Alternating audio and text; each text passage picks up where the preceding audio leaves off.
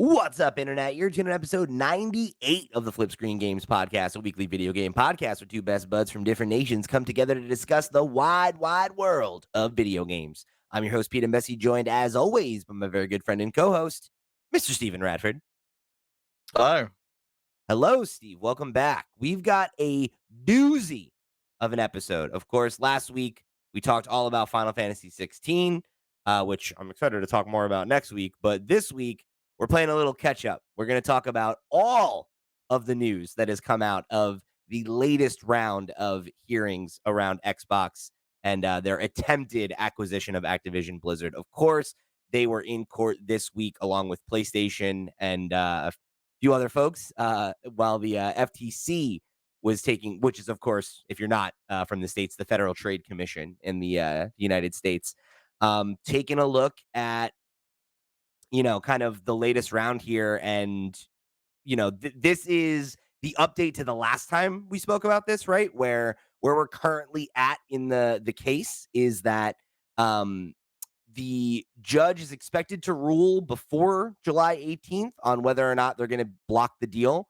right? Which is also the original proposed closing date for the buyout. So that makes it kind of a very like powder keg situation at the time, right?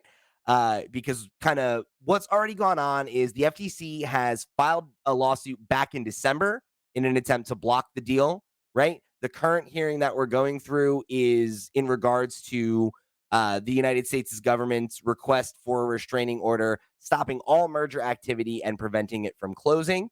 So right now, the judge who's presiding over the case, her name is Jacqueline Scott Corley, which I'm telling you because her name will come up a couple more times here. But she granted that on June 13th temporarily. And the next choice she has to make is whether or not that's going to make it permanent. So if it is made permanent, that restraining order would stop the deal until the overall lawsuit is resolved. So that would mean that there would be pretty much no way for the deal to close by the original proposed date. Oh, there's Of definitely no way. I mean, they weren't looking to even bring that into court. I think it was until September of this year, and that would likely go through to the end of 2024. Right, but that's why this decision matters right now, Yeah. because if she makes that decision to uphold it, then sorry, that's where we're at, right? If she rules in favor of Xbox, then what'll happen is the acquisition would go forward as planned, and the deal would become much harder for the FTC to block at this point. They would have next steps to continue to pursue it, but more or less at this point, they would have to decide whether it would be worth the effort to go through it, because it would be a lot more steps. And in the article that I found that was kind of breaking things down, the way that they explained it was the FTC would have to consider whether it would be worth the effort, as a ruling denying its motion would be seen as a vote of no confidence in its antitrust case. So essentially, right, to try and boil down the legalese, is if this were to go through, right, if the judge rules in favor of Xbox, it becomes a really complicated legal situation for the FTC to continue attacking the deal, and it would become far more likely that it would just go through. However, right, there is also the other regulatory bodies that we need to keep in mind, right? We've already had the CMA from the UK be the most significant blocker of the bill, or of the acquisition, excuse me, at this point. They made the move to block it back in April, while the European Union went on to approve it in May, right? So, With some pretty big provisions from the sure. EU that Microsoft has to grant, like an unlimited license, free and unlimited license for Call of Duty on any streaming platform that wants it, essentially. And so they made those provisions. The CMA then went back to the EU's response, and they responded by saying that they still don't think it's enough, that it would require ongoing regulatory involvement, and they don't want that. They want to be hands off, and they want to make sure that this doesn't affect any of the markets.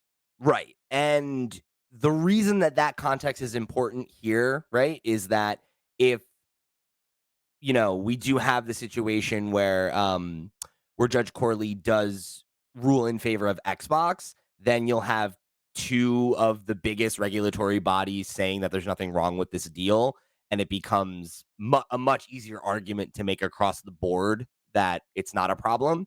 And this actually pulls in a question we got from Stevie Yaki over on the Discord, who wrote in and said, if the FTC case works out in Microsoft's favor, how likely is it the CMA will roll over and play ball? Or will they double down? And if Microsoft then punishes the UK by not having Call of Duty released there? Something like that will happen, right? Either the CMA will decide that it's not worth being, the odd man out, as it were, or Microsoft will theoretically spin off a UK sub brand of Activision Blizzard and just releases in that market will be dictated by whatever regulations they need to get past the CMA. And unfortunately, that I think is really only going to materially hurt players in the UK. It's not going to matter that much to Xbox. It's certainly not the biggest market that they were targeting there. Xbox doesn't have an insane penetration in the UK, right? Like that. So it's the kind of thing where I would assume it's probably more likely that the CMA rolls over, even if it is with additional adjustments, right, to the deal, because otherwise it becomes a very easy narrative for Microsoft to double down on what they said when they initially rejected the deal, which is the UK is anti-technology. Why, and it becomes this thing of like, do other companies then follow suit? Or is there concerns that trying to do business is in the UK is going to create problems for you? It's something that I think would materially hurt UK consumers, and that is their whole goal, is to avoid that. So I don't know. What do you think about that, Steve? I think you'd know better than I would.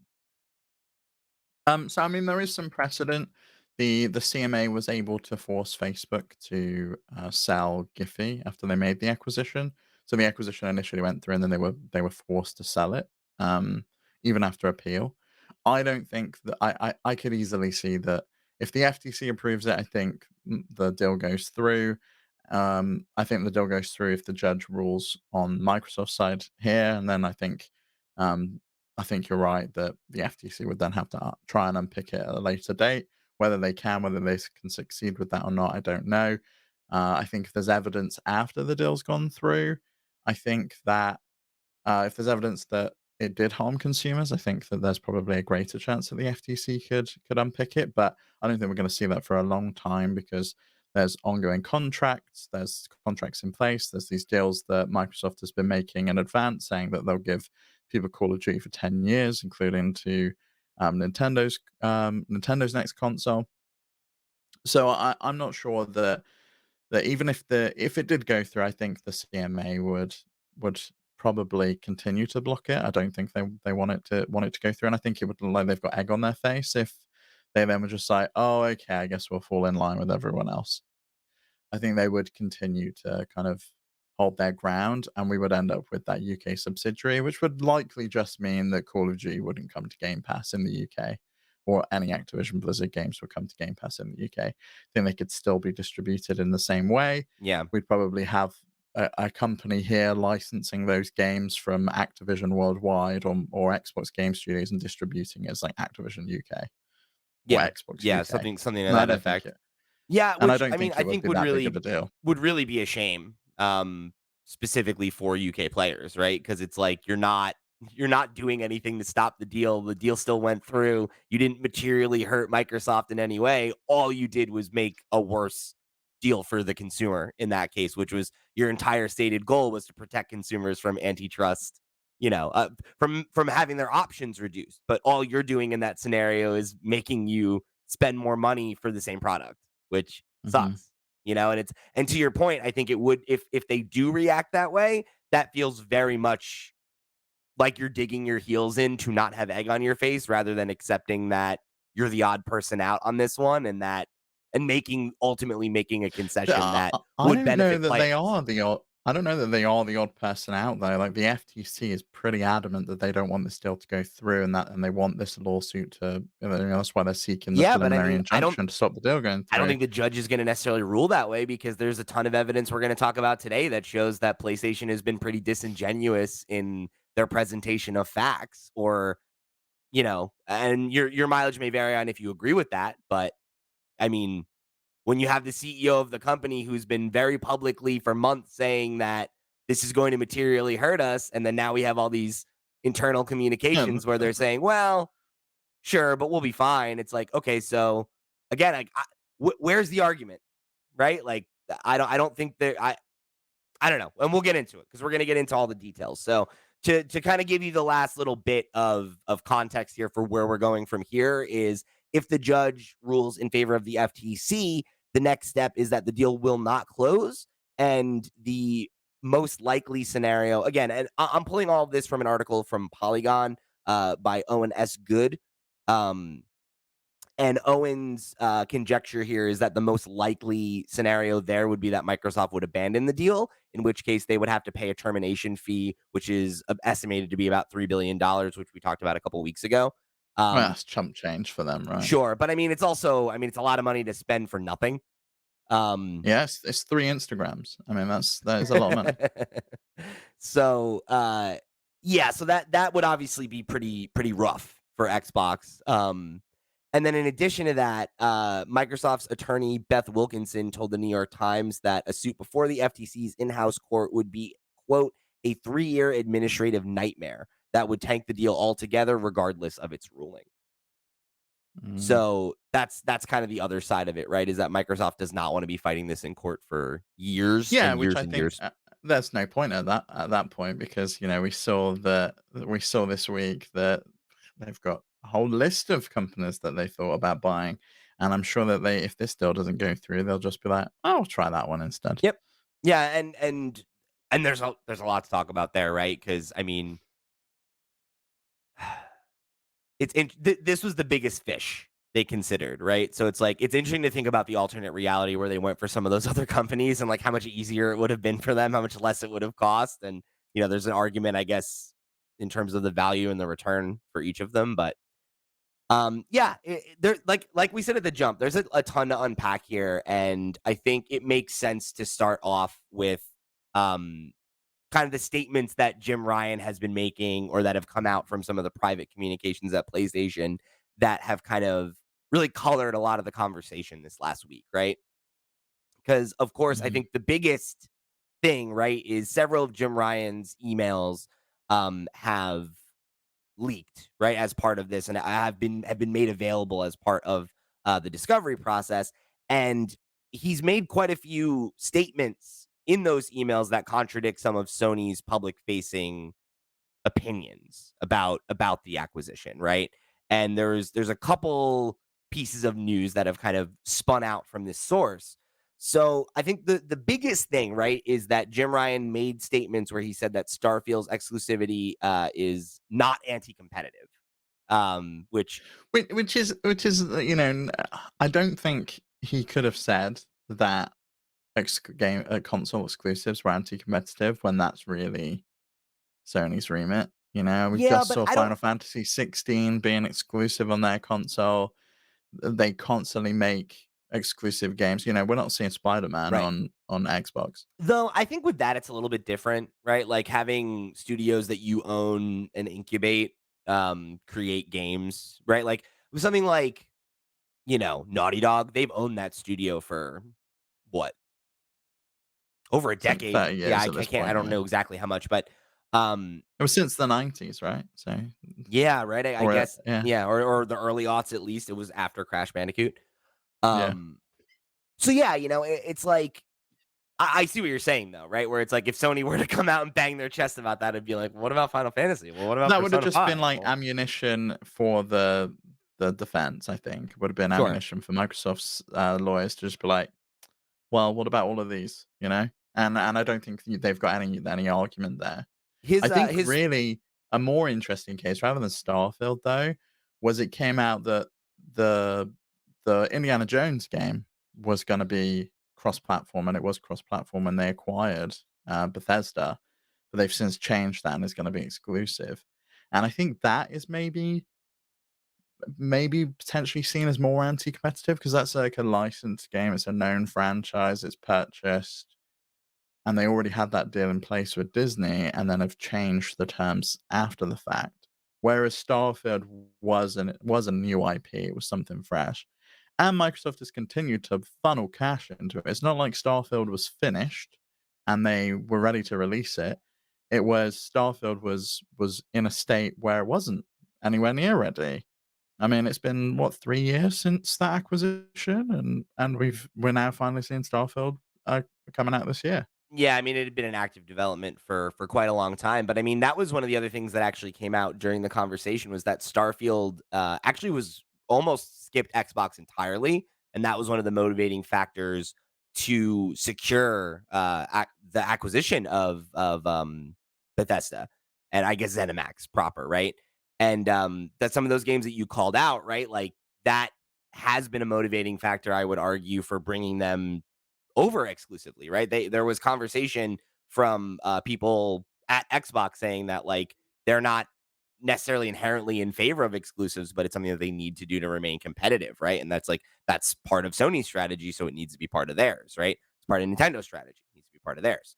But with Starfield specifically, I thought it was pretty interesting, right? Phil Spencer said that Xbox, quote unquote, needed to do a lot of work with the partners, with a lot of partners, given the competitive situation we had against the market leader, which of course is Sony, right? And he said that Xbox was worried about losing Starfield after seeing Bethesda titles like Ghostwire Tokyo and Deathloop head exclusively to PlayStation. So Spencer went on to say that they needed to secure content for Xbox and for the platform, and that they looked at the Bethesda acquisition as, one his exact words were that it was necessary to quote unquote remain viable in the business. And that is another example though of a game that, you brought up it being a new IP and everything and that kind of being part of it. But I mean, looking at Sony, back in 2020, we had reports from Imran Khan who said that there was full plans for PlayStation to uh, try to buy exclusivity for Starfield, and this I is could see what that. I mean, they did that with Deathloop, right? It was precedence and there with Ghostwire. another ZeniMax Exactly. studio, Yeah. yeah. So it's like it certainly makes sense. Imran at the time said that quote unquote Sony had been negotiating timed exclusivity on Starfield as recently as a few months ago. Going to guess either those talks are done or the price suddenly went way up. Um, so interesting to think that it in part anyway, right? Sony's strategy of paying for timed exclusivity from these third party partners in part is what motivated Xbox's acquisition in the first place, right? Is that that's always been part of what Sony does is trying to lock games down on their platform and making it a destination, right? If you want to play certain games, you got to get on PlayStation. If you want to play them when they're new and hot, you got to be on PlayStation. And we've seen that come to roost, right? So then to take it back to the rest of the ZeniMax games, right? That's another thing that we got confirmation of is that seemingly every ZeniMax game moving forward now is confirmed to be PC and Xbox exclusive. And like that was part of the FTC's case was trying to prove that how Microsoft has treated those games is, an example of how they could treat Activision Blizzard's IP once they acquired it, right? And they submitted a piece of evidence that was a chat between Tim Stewart and Matt Booty, who both work at Xbox, and in it was specifically about a meeting that they had back in November of 2021 where Phil Spencer like made the internal decision and communicated it to those two who are two of the big architects of the Xbox portfolio that all future Bethesda games would be Xbox exclusives and not just new IP. So that would mean like the next Elder Scrolls just on Xbox, next Fallout just on Xbox. And that extends to again, right? You said Machine Games. That was a game that was supposed to be multi-platform. Now it's not going to be. And they've Spencer made a claim that final decisions on some other upcoming games that we know about, like stuff like Outer Wilds 2 and Elder Scrolls 6, like haven't been officially decided. But based on what's been said and what we've had shared internally, it seems like if there hasn't been a official statement or decision, that it's a formality at this point. That like the plan moving forward is these games are Xbox games, and of course that makes sense. I wonder if by that he means that he doesn't know if it's coming to Series X, like maybe it's coming to the next Xbox, like that, and like he's not lying on the stand by saying we haven't Yeah, made final decisions yet. Because I don't believe that it's not coming to. I think he knows it's only coming to Xbox. I mean, maybe with Outer Wilds or Outer Worlds, sorry. There's like that deal that was a private division game, and maybe there's 2 some isn't kind though, of because thing there. and the way that Private Division works, if you're not familiar, and I say the royal you, like potentially you, the listener, is that Private Division is an imprint of 2K, and every game that they publish, the developer retains rights to the IP. So when Xbox acquired Obsidian, they own the Outer Wilds totally, right? I believe that Private Division is still the publisher of that title, but the It sequel will is, yeah, because certainly not be a Private Division game. that's why it ended up on, Switch under the Private Division label as well, and that port was a bit of a mess, but seemingly has got better over time. So, to take it back to the Jim Ryan of it all, right? When speaking on Starfield, he said, "I don't like it, but I have fundamentally no quarrel with it." Which I think is just he speaks like such a he's like a robot man. He said, "I don't like it, but I don't view it as anti-competitive." Which It again, it sounds like he's just been trained by a lawyer. He's probably gone through, like, deposition training, right? oh, I'm And sure, yeah. But again, yeah. I'm correct me if I'm wrong. I believe that's from his one of his emails, not his deposition. So this is like just him speaking privately. But one of the things that why I think that comment is worth exploring, right? Is that this is one of the core pieces of the FTC's case against Xbox. And here you have their primary market competitor, one of the most vocal critics of the deal saying, it's actually not that important. I mean, come on. That's pretty significant, right? And on the continuing thread of that, in another email, right, that was sent after Microsoft's announcement to with their intent to acquire Activision Blizzard, he said that quote unquote, I'm pretty sure we will continue to see Call of Duty on PlayStation for many years to come. And this email was at least to my knowledge originally reported by Rebecca Valentine over at IGN. And this is from January 20th, 2022. So 2 days after the actual announcement, he's already like, we'll be fine. We're still gonna have it on PlayStation for years to come. And in that same email, he said something again that counters all of PlayStation's publicly facing statements thus far, where he said it's not an Xbox exclusivity play at all. They're thinking bigger than that, and they have the cash to make moves like this. I've spent a fair bit of time with both Phil Spencer and Bobby Kotick, and over the past day, I'm pretty sure we will continue to see Call of Duty on PlayStation for many years to come. We have some good stuff cooking. Keep your eyes peeled. I'm not complacent, and I'd rather this hadn't happened, but we'll be okay. More than okay, right? He's made multiple public statements saying that this could be devastating to PlayStation, this could ruin their business, and here he is saying the exact opposite of that. And Yeah, I not know. Yeah, but I surprising, mean, but I think it really I hurts their think case. I don't know if it does because I feel like this is the kind of email that's sent to the whole team. It's sent to everyone. People might be panicking and freaking out, and it's kind of just the email that they send around to boost morale. And I think a judge would be able to see that and differentiate that from an internal conversation. Whereas on the Microsoft side, I don't know if you saw Xbox executive Matt Booty. This email came out during the the case as well, where it said Microsoft intended to spend Sony out of business in an Yep. email dated from 2019. But they referred to industry trends that we never pursued. So I, I Jim Ryan's 100% right. They could they could continue to spend money that Sony can't match. Yep. I don't know if that matters though. Like, do people buy PlayStations? I mean, I guess they do because we've seen the figures from Call of Duty during this case as well. But do people care all that much about it? Like, I'm buying a PlayStation personally so I can play The Last of Us and so I can play Horizon. I don't know if that's gonna be taken into consideration by the judge. And just to go back a little bit, I went and checked the FTC's case. Their case is seemingly 100% based on the streaming services.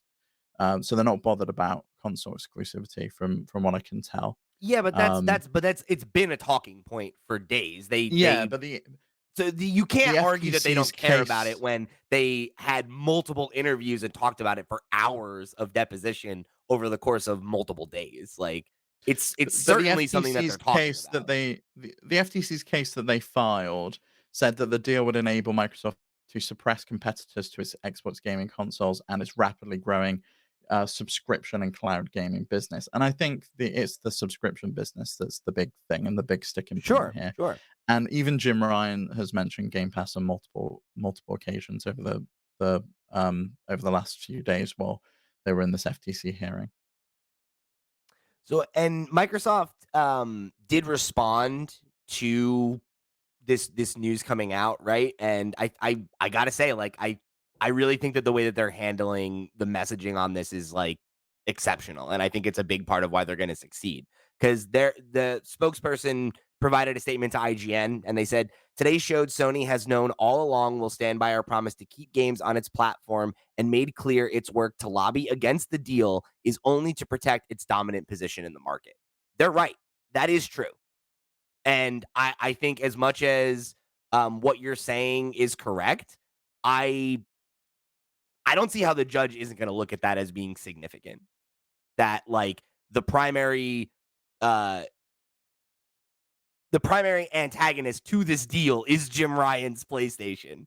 And here we have multiple statements and multiple and we'll continue to go through this, right? Of showing that like PlayStation is having no trouble remaining competitive, right? And that part of this, right, is like as your point, right, is that the concern is cloud. I think Xbox makes a pretty good case in the fact that they are a distinct number 3 in the market and that this is their play to do something else. That the way that they're going to make money is by selling software and selling hardware at a loss, and that like they are trying to make up for the fact that they have, I believe, and we'll get to it later in the narrative, but I believe they point out that they have an 18% market share, right? Like that's a distant number 3. And I think that that's a Yeah. compelling argument in their favor, especially when you add all this context, you know? And again, a judge might see it differently, but I I feel like over the course of the last couple days, specifically the FTC hearings, I feel like it was a lot of wins in Xbox's favor and not many to bolster PlayStation's argument or the argument against the acquisition when you're talking about, creating a monopoly. Yeah, I think I agree with you. I think it's worth remembering though that this is just like a preliminary hearing, and the Sure. case is going to go ahead regardless, right? And it's not that they're going to throw Well, the unless case out. Xbox It's that abandons it, which is not unheard of, right? yeah, but if they side with Microsoft, if the judge is just like, no, FTC, you're not getting your preliminary injunction, the deal can go through as it stands right now, and you're gonna have to wait until September or October to kind of pick apart this in court for the next 2 years, or you can kind of drop it. I think it's worth remembering that. I think maybe the judge could potentially take that into consideration and go, you know what, I've not heard enough yet. I want to go through the whole court case and see and kind Yeah. of look over it that way. Because how much can they really present at this point? I'm sure there's tons more that is to come out Oh yeah, if I it mean, continues. we're not So, even going to get to cover everything that did come out just because there's so much information, you know? So much of it is stuff that on any other week could have been it's the whole story, right? And it's like, oh, there's just so much. But yeah, yeah, I do want to jump around to some of the other stuff that you touched on earlier. So, talking about Xbox's statements on the console wars, right? I think this is one of the areas they made a pretty compelling argument. Xbox basically, the claim that they are making is that since the original Xbox released in 2001, they've been losing the console wars. Those are their words, quote unquote, losing the console wars. And that citing numbers from 2021, it was actually a 16% share of the console video game market. So again, like a distant number third compared to PlayStation or Nintendo in that regard. Is that worldwide or in the US only? I would imagine it's US only if it's He's FTC, saying right? it says the share of the console video game market. So I would imagine they're talking worldwide. Okay. Um, I'd love to know so what the number is America specific, because that would be what the FTC would be more interested in, right? Because they're looking to protect American consumers and not worldwide. Because we know that Microsoft has like no share of the market in Japan, for right. example. Yeah. It'd be interesting because I mean, I wouldn't be surprised if that even was within the American market, and that means that they have even less in the global market. But I think that that strengthens their argument, right? Is that like the idea that like they are an American company trying to remain competitive in a Japanese dominated industry, right? Or I guess PlayStation's technically an American company now, but um, I mean, like so this is the quote that Xbox provided. Xbox's console has consistently ranked third of three behind PlayStation and Nintendo in sales. In 2021, Xbox had a share of 16%, while Nintendo and PlayStation's had shares of redacted and redacted, respectively. Likewise, for console revenues and share of consoles currently in use by gamers, quote unquote, installed base, Xbox trails with 21%, while PlayStation and Nintendo have shares of redacted and redacted, respectively. So, again, right, like going on to show that they are definitely a distant third, and that what they're trying to do is remain competitive by doing something different, right? They said that they are, quote unquote, betting on a different strategy by generating profit through game sales rather than console sales and selling its consoles at a loss, quote unquote, effectively subsidizing gamers' purchases of the hardware in hopes of making up the revenue through the sales of games and accessories. Is that not how like Sony does it as well? I'm pretty sure that the PlayStation was being sold at a loss. At least the PS5 was. So, yeah, I think I think it's yeah, the Switch is sold at a profit or either at cost. I can't remember where it is. It's either they make a small profit Yeah. on each unit and then you make your money on your first game. Whereas with PlayStation and most consoles, the market is you sell the hardware at a loss and you make a profit on the first game that you sell, right? Yeah, because you're making seemingly between 10 to 30% on every game sale, Right. depending on who you are and what game it is. And I guess with Microsoft, I do think there is a bigger plan. I think Jim Ryan mentioned it, right? That they've got bigger plans, and this isn't about Call of Duty.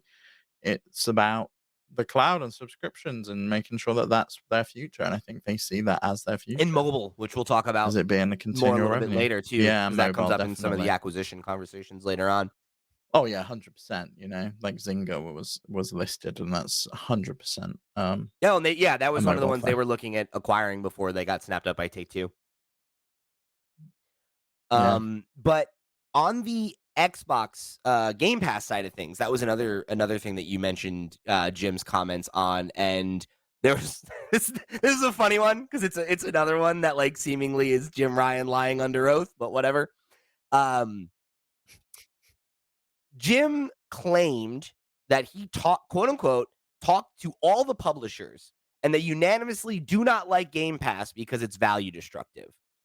So he also went on to claim that it was unprofitable for Microsoft, saying, quote unquote, the Game Pass business model appears to have some challenges and Microsoft appears to be losing a lot of money on it. So in response to that, IGN reached out to Xbox for a comment. And while they didn't provide specific comment, they did direct them to an Xbox Wire post, which is their blog, if you're not aware.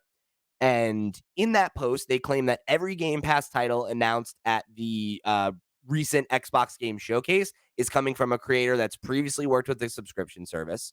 And then if you do look at some of the partnerships that we've talked about recently and that we'll talk about later on in the show with publishers like Sega, right, that are bringing their games day and date to Game Pass now and things like that, there's a clear track record of major publishers that do feel like the Game Pass is valuable for them and that it makes sense, right? And you can Yeah. point to those as being specific examples and anecdotal, but Jim Ryan said he talked to all the publishers and they all unanimously do not like Game Pass. And I don't think that that's even remotely true. No, it's not remotely true. I don't think he spoke to all of them, and I don't think they think it's value destructive. I do think because we saw this during the CMA report that Microsoft said that that Game Pass does lead to a decline in sales, and In they've base seen sales that, right? of the title, yeah. But it doesn't for DLC, and they specifically pointed that out with Starfield that you get the base game with Game Pass, but that's all you get with Game Pass. You don't get the DLC, you don't get any of the add-ons, you don't get anything like that. I have I've bought DLC for games I don't own that I'm getting through Game Yep. Pass. I Me I too. always buy the Forza Horizon add-ons, and I wanna play those expansions, and they're getting money from me that way as well as an ongoing subscription. I don't buy it, and Yeah. I think maybe it depends on the type of game, you know? Like, I think longer games do well on Game Pass because people will continue to subscribe, they'll continue to play the game, either like an MMO like Fallout 76 or something like a Persona, which is like 70 to 100 hours long. I think they do really well. I think Hitman's done really well. And it's interesting that some of these publishers that, we're talking about are on the list of things that they were looking to acquire, right? Sega was on there, Put a pin in IO's that on one for now, there. Steve. We're gonna come back to that later. We're gonna come back to Yeah. that. Yeah, and we even got a comment from Bobby Kotick over at Activision who said, "I don't agree with the idea of a multi-game subscription service as a business proposition going forwards, but we, Activision and Microsoft, can agree to disagree," which I thought was pretty funny. He's like, "I don't like it, but whatever. I'm out of here as soon as they buy this thing. Give me my golden parachute." Uh, Yeah, plus so plus, like, he's not gonna be the one running the business afterwards, right? So it doesn't really right, matter. If Microsoft wanna buy who them cares?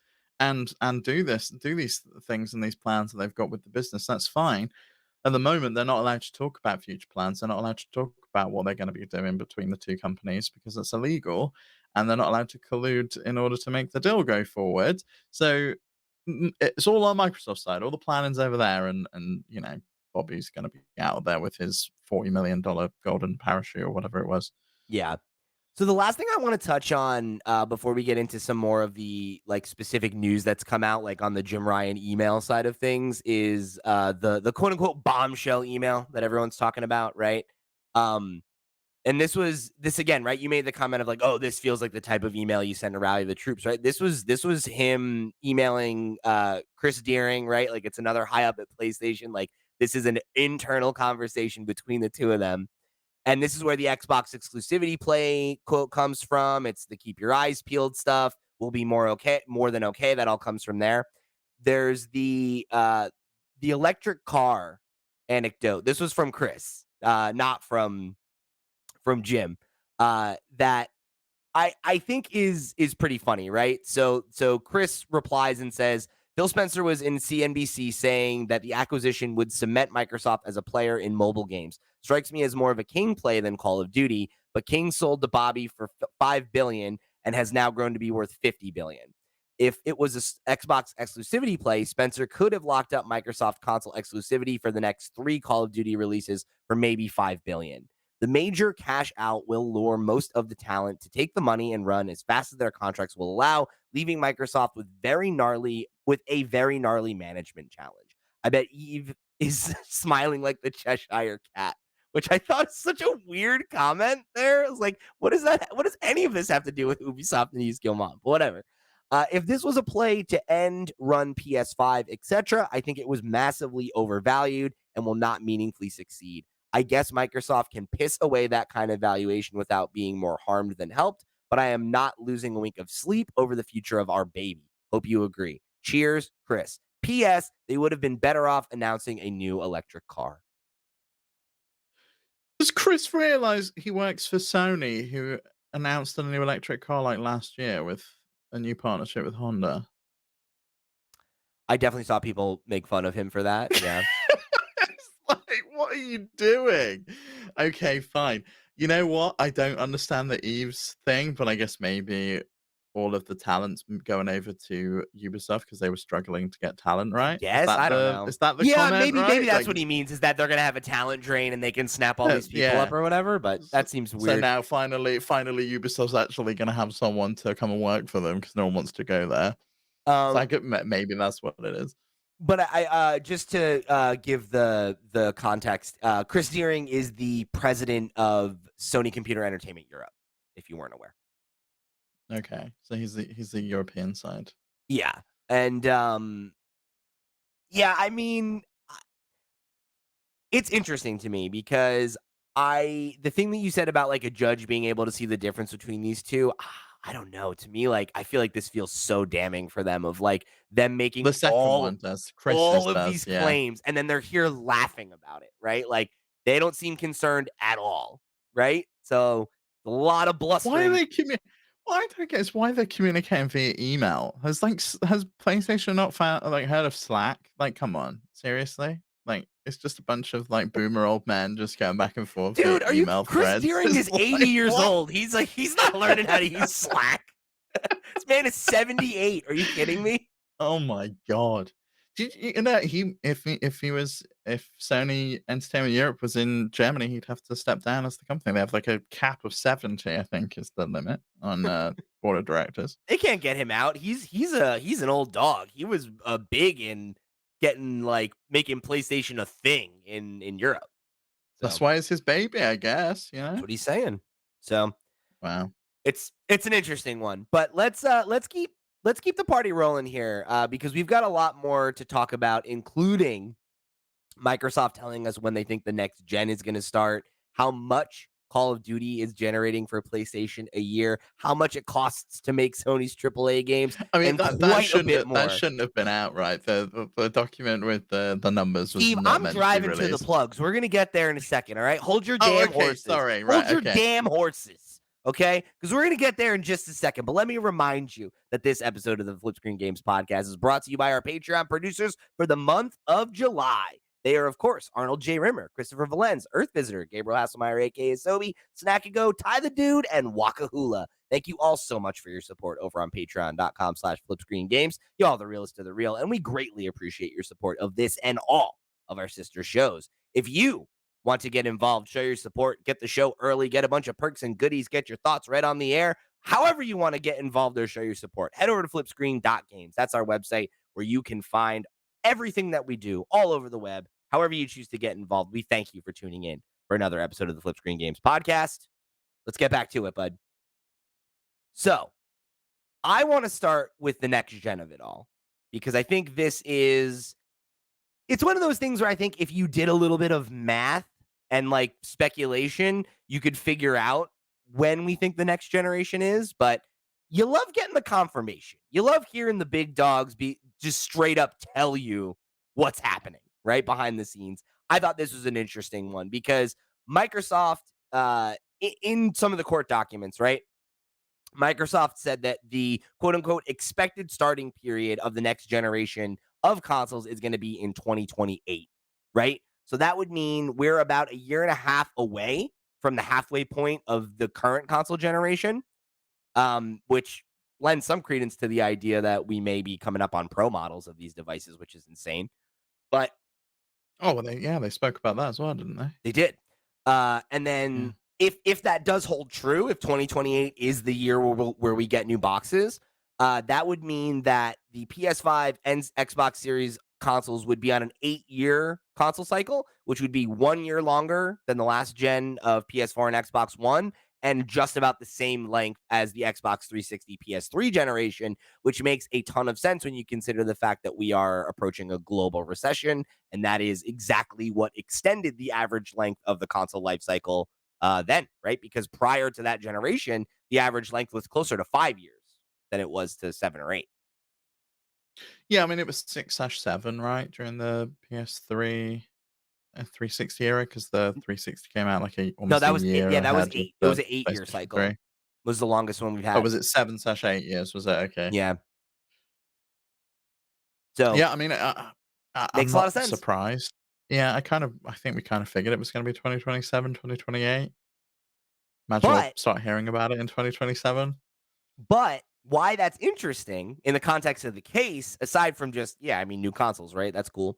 Um, we've talked about the 10-year commitment a lot, right? That Xbox has made to PlayStation, Nintendo, Steam, but they didn't sign that, sorted other partners, promising to bring Call of Duty to these other platforms, right? Not making it exclusive.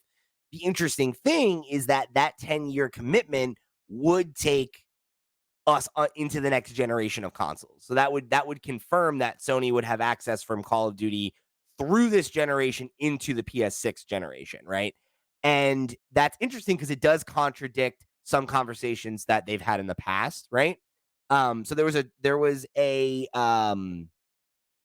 document from November of last year where Sony claimed that it expected to lose access to Call of Duty in 2027, and then said that by the time it quote unquote launched the next generation of its PlayStation console, it would have lost access to Call of Duty and other Activision titles.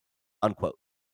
So that directly counters this, right? And that was an internal document. That was their expectation, not that they were like claiming something that was untrue. But it's Hmm. interesting to see that, like, when you start thinking about that 10-year life cycle and what that actually means, we would be well into the next console generation by the time it was over. Yeah, which I mean, it's a fair, I think, a fair analysis to think that you would lose it by the beginning of the next generation prior to Microsoft coming out and saying, "We'll give it to you for 10 years," right? Right, of I course. think if I was the competition, I would have made that Yeah, assumption as well, that we've got contracts in place for Call of Duty for the next 3 years in place to come into PlayStation, and after that point, we're probably gonna lose it.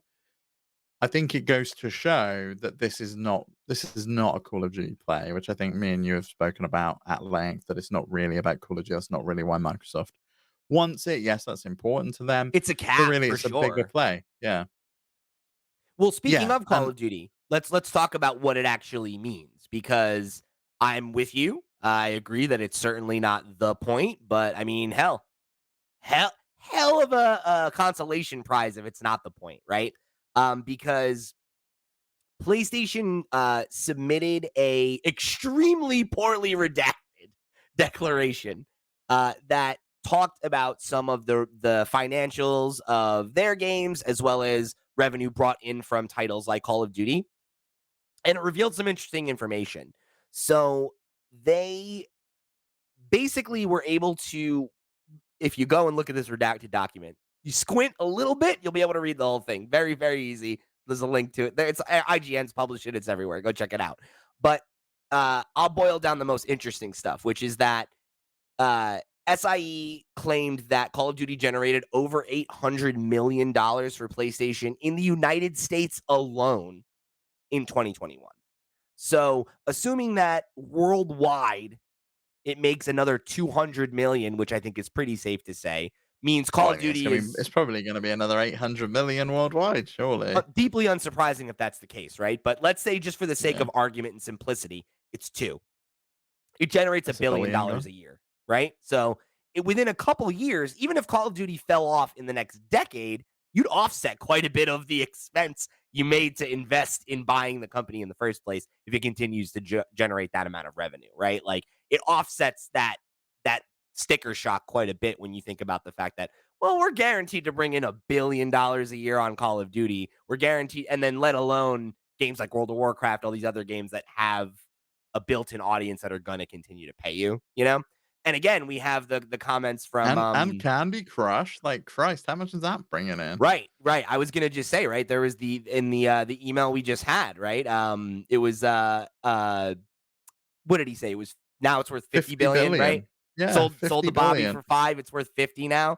I mean, so you're telling me that Call of Duty and all of Blizzard's assets, all these other things are worth what, 19 or less? It's like, probably not, actually. They're probably getting a good deal for this when you really think about it.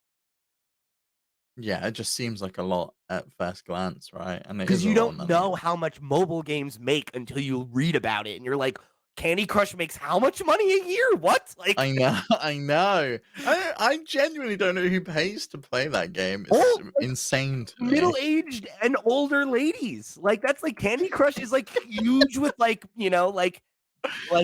boomer like women that started playing it on Look, mum, Facebook if you're like listening to 15 this, I'm years really ago or sorry whatever, that right? Like, I'm really sorry that Pete's being mean to you, mum. hey, I'm not. I'm just saying she's the does your mom play that game? Am I right? She does play similar style games. I don't know if she plays actually Candy Crush, but my mum's like stingy when it comes to paying for games. I don't think Yeah. she pays for any of the gems and all that bullshit. But they're making money from ad revenue anyway, so So, real quick, Steve, before we move on, I want you to guess from priority data. I have a stated reported earnings from Candy Crush for 2021. How much do you think it made? And remember, we're Candy Crush estimating from that Call of Duty is making anywhere from 1 2021. to 1.5 billion a year. How much is Candy Crush making, you think? 10? 10 billion? You're way over. It's 1.21 billion, but still, Okay. that's a That's still a lot shitload of of money. money. That's like the same level as Call of Duty, and it is literally sliding around some candy shaped things, and it's a rip-off of Bejeweled. You're putting a lot less effort into development, right? Too, because you think about how much money you're spending to make a Call of Duty every year, right? Spending a pretty penny. Um, but it's interesting. You got to imagine Candy Crush. Even if they make similar amounts of money, Candy Crush is the better return because the development Yeah. cost has got to be a fraction of a fraction of a fraction. Upkeep cost a fraction of a fraction of a fraction. Nuts. But it does make sense when you think about it that way. Uh, so there are a couple other little bits of info here that I thought were interesting. Um, during the hearing, FTC attorney James Weingarten. Sorry, James. I Uh, think it's Wine. I think I'm probably right on that one. Weingarten. Yeah. He extracted an under oath promise from Phil Spencer that they would keep Call of Duty on PlayStation platforms, and even pushed him further, saying that he wanted to asking him to make that promise no matter the terms that Sony expected. So it was like really pushing him. And then the judge was like, and this is from IGN's, like, they were watching it live, right? So there's a little editorial here, but they say Corley, again, to remind you, the judge, sounding impatient, told Weingarten to move on to other questions, which I think is very funny. I That mean, he was, I'd be annoyed by that as well. but again, Steve, right? Like it's like we're pundits. It's all Like, speculation. We're playing the game. I wonder, is that not is that not an example of her being like, you guys are blowing a lot of smoke here, blowing a lot of smoke here. I don't know. I think it's like maybe, but I do feel like what kind of what kind of response did the FTC expect there? You know, we've seen Phil Spencer in interviews. He's spoken about it in public, talking about how they're willing to make these agreements and they'll do 10 years, but to make an unlimited lifetime agreement Based that on a whatever Sony promise that it'll be on wants, PlayStation, right? whatever Sony wants. It's like that's not good business. No business would make that deal, and you're just certainly not going to make that under oath. Yeah, it's ridiculous. Because what happens when Phil Spencer leaves? Right, Like, right, exactly. It's like I don't run the company forever, you know? But there was another little wrinkle here, again, that I thought was interesting, right? Because it's like now that Xbox is trying to acquire Activision, right? They're all buddy buddy. But it is interesting to hear about some of the friction, some of the other stuff, some of the disagreements that happened prior or whatever. Um, Sarah Bond, who of course is the vice president over at Xbox, we love Sarah, uh, dropped another piece of information that was really interesting, which is that Activision apparently threatened to not put Call of Duty on Xbox unless they would provide a greater revenue share with them.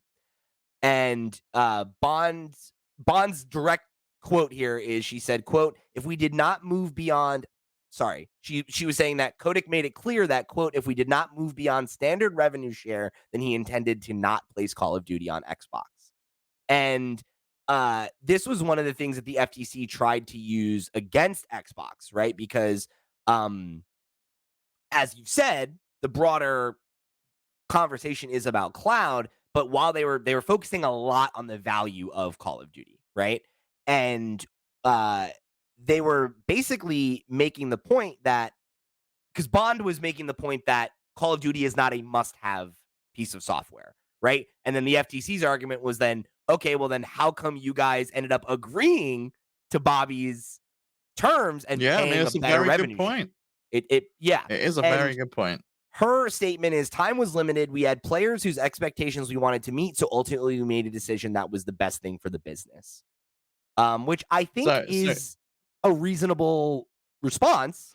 But again, it is that's the opposite, right? That's a point in PlayStation's favor on that one. That's a chink in Xbox's armor for sure. yeah, but I mean, seemingly PlayStation did the same deal with them, right? That it was, I think it was on that same badly redacted document that it's like they get they give like 10% to Activision, or like to Sony, whereas usually I think the traditional model is like 30%. We take 30% of all revenue, and it seems like Activision was like, "We're giving you so much money, we're giving you almost 1 billion a year just in the US alone that." We're gonna give you a little bit less because can you imagine if it was 3 times more than that they were giving them? Just in the US? Like, it was 30% instead, like, you're looking at over 2 billion. Mm, wait, I think you're getting lost in the sauce on that math there. Because isn't that it's making Activision 800 million a year in the states alone. So that's No, not. it's making Sony making 800 million a Oh year no, from you're it. right. Call You're of right. Duty You're right. generated 800 You're right. million for PlayStation, You're totally right. so that's 10% of 8 billion that Right. that is making Activision, Not 8 billion. It which was is a lot of 800 money. million. Yeah, yeah, but which means if they're giving 10% to Sony, it's Right. 8 billion for Activision, Oh, and okay. All right. 10% I'm of with it. you. I'm with you. I'm with you. I got lost in the sauce on the math there. I was like, wait, what are you talking That's a about? But lot of yeah. money. Yeah, yeah. Yeah. So that's insane. Yeah, That's really insane. So we didn't even when we were talking about the offset, it's actually way more than that because we're thinking in way terms of more. what it's making for Like, PlayStation, not what it's making across the yeah. board. Let So alone it's that it's on making that for mobile and we have PlayStation Warzone and and Xbox and PC and in the cloud. It's bloody everywhere. yeah. Is Warzone on Switch yet? Did that happen? I know they announced it, but did that ever come? No, I don't think that's ever coming. Okay, next one. So while we're on the subject of game cost and revenue, right? As part of that same very poorly redacted document, we got some pretty interesting figures about what it costs for Sony to put together one of their marquee AAA titles, right? And it's the cost seems to be roughly about $200 million. So we had numbers for Last of Us Part Two cost about 220 million to develop, with a peak headcount of 200 full-time employees, while Horizon Forbidden West cost 212 and had 300 at the peak of its team. I gotta say, I thought it would be more expensive For both of them or for one or the other? for both of them. You know, Avengers cost 360 million to make. No, it Just the didn't. movie. Oh, the Yes, it movie. I is. thought you meant the game. I was like, no, Yeah, the they didn't movie. spend that Like much the on that movie. garbage game, Like did they? one movie costs 360 million, but a game costs less to make. Like for me, it just I know what goes into making a game. It's a lot of time, it's a lot of effort, it's a lot of Yeah. cost. I would imagine the majority of this is staffing You got costs. to think about how much it costs for like a movie like Avengers, though, right? Like It's what, all the movie 50? stars in it, right? Yeah, 50 million of that was probably Robert Downey Jr.'s salary, right? Yeah. Like, I don't know what he made for that movie, but it was a lot, right? Like, I know he was one of the highest paid actors in Hollywood during the time he was in the MCU. So I imagine that contract Mm. was probably pretty big. Not to mention that all three Iron Man movies were really big hits. So, like, I don't know if Avengers was at the end of that or what, but like, you got to imagine that was probably quite a bit of the money was just, well, there are 5 movie stars in this thing. Scarlett Johansson's in that too. She's not cheap. Samuel L. Jackson's in it. He's not cheap, right? Like, adds up. You're not spending that here. You're spending. It's okay. We have Say 300 say people like employed here, and say we're it's like paying their full time 150 salary million. for like a decade. Yeah, I know. I just genuinely thought it would cost You more. think it would be I don't more? know why. Yeah. Yeah. I was interested because I was surprised that Last of Us and Horizon were so similar in price. I Yeah, me figured too. how much like the mocap and everything of Naughty Dog you think is maybe good, but then again, Horizon has a lot more content and it was made on a tighter timeline. So like that's another thing that like is interesting because Last of Us was in development for, let's see, Yeah, but they if it's in development for a say, longer right? time, you'd think it would be you would think it would cost more. Like, the Yeah, longer it that's takes, the my more it point is you costs. think it would cost more, but I guess the thing Yeah. that's interesting is that Horizon had more content made in a shorter amount of time. So it's probably like if they were made on the same timeline, it would have cost more, but it was just more You're probably efficient. right, 'cause they mentioned that, that The Last of Us had a peak headcount of 200 and full-time employees, whereas the Horizon Forbidden West had 300 Yeah, developers. So, I would imagine it's more people on the Horizon side, 'cause outside of developers, there's gonna be QA, there's gonna be right. translation, there's gonna be all of that side of things. So, there's a lot of people working on that game. I don't know. I wish I could find out when development on Last of Us Part 2 started. I thought it was in the document, but I'm not seeing it. Um, I mean, it's gotta be like 2015, 2016, something like that. Story Like concepts 3, were 4 first years? conceived in late 2013. Following the development and release of Last of Us, development began in 2014. Yeah, So it makes was in sense. development for like what, almost twice as much time, right? Because 5 Horizon, years, right? so not twice, but close. Because Horizon was what? Yeah. Horizon came out in 2017, and then they started on Forbidden West right after that. So it would have been in development for Yeah, it's like 4 years, 4 years. so Yeah. not that So yeah, it's different, actually yeah. not that different. That's kind of crazy. But yeah, it does seem small, considering what those games are and how like technically impressive they are and everything. But nuts. I can't imagine like it's one of those things where you really think about it and you're like, the fact that any video game gets made is insane. But like, how does a company over this over like half a decade manage 300 plus people to make something that's cohesive?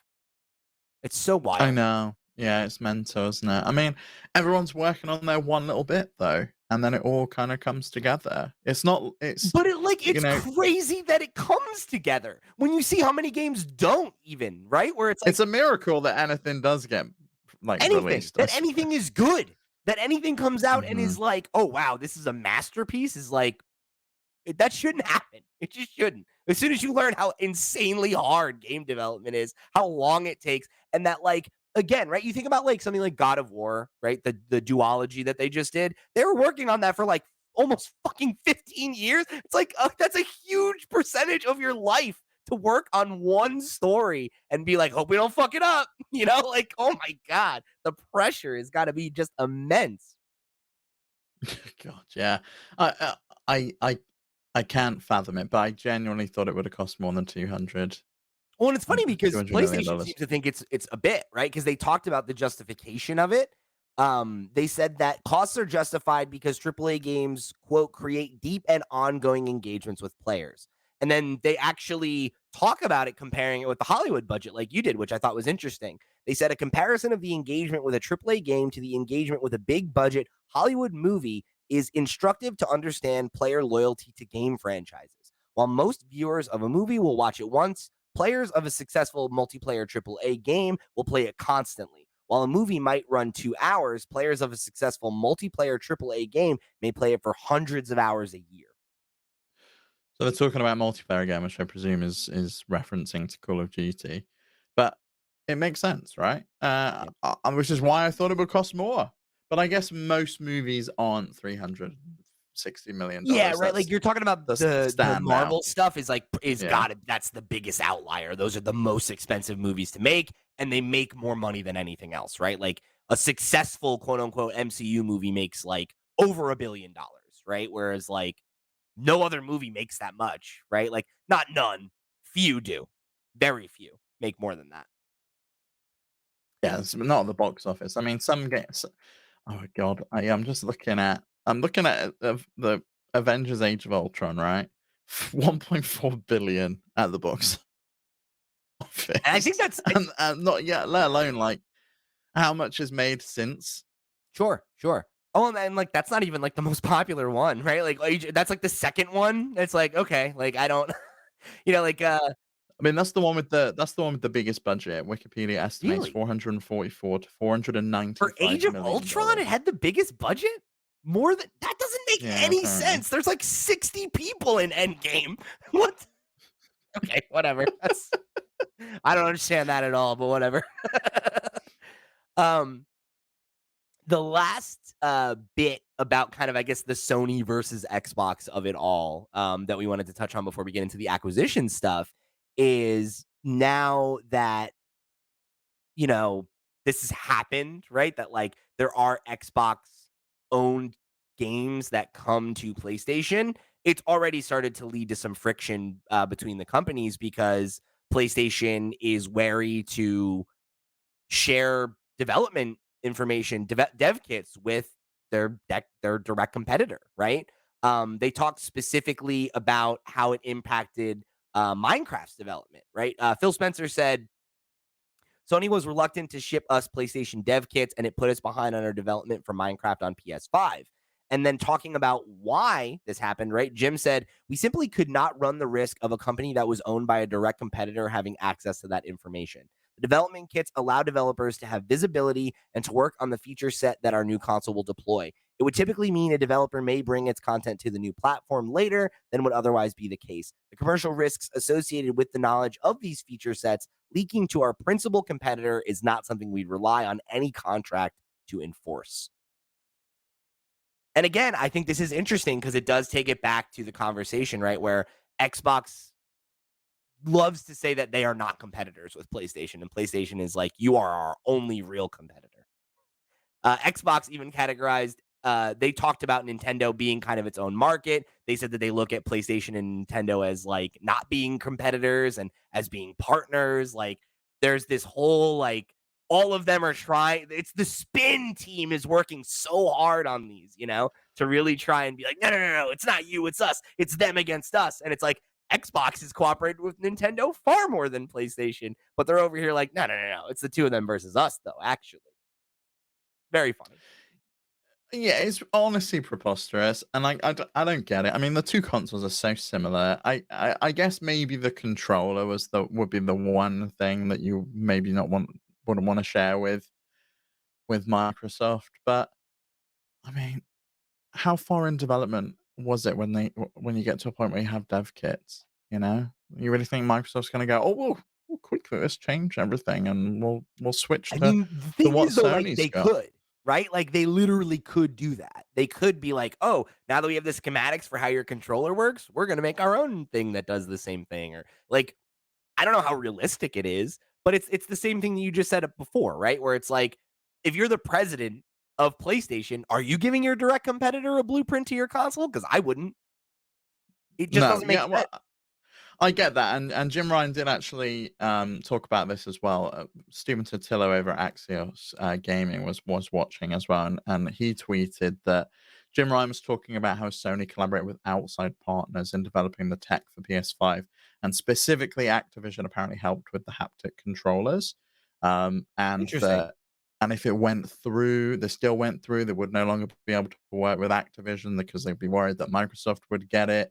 Um, and that bit specifically fits the FTC argument that Microsoft buying Activision would diminish their innovation because they wouldn't be able to work with outside partners. Yeah, But good Stephen argument. Totillo said that it is unclear that Activision's contributions to PS5 is greater than, say, Bungie's to Xbox, and yet PlayStation bought Bungie. So I don't know that the case has been made there.